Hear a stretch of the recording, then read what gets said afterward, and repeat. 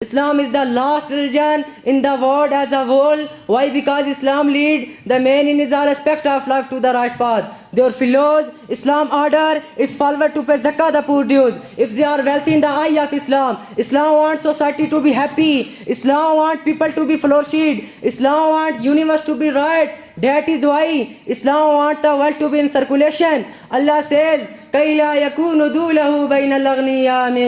wealth and money should not be in the hand of rich ones only. The wealth should be in the society possessions. Their brother, the world learned financial system from the Islamic system of economy. They increase their wealth by this law. But alas, we forget, we slept, we did not get aware. The Urdu poet says, ज़माना बड़े गौर से सुन रहा था, ज़माना बड़े गौर से सुन रहा था, हम ही सो गए दास्तां कहते कहते. Or people listen to me, come across the Islamic law, be ready to act open. Do not forget Allah. Don't forget your Prophet Sunnah. It is our success. It is our goal. It is our ultimate. The concept of being obliged to give a portion of oneself for the sake of God as an act of worship of God is something that one finds the message of the previous prophets. Its important purification is all touched upon by Salman Nadwi, who wrote the main cause of spiritual illnesses of human being is the absence of hope and of Allah and not love attachment to Him. Go to these illnesses, Salat prayer.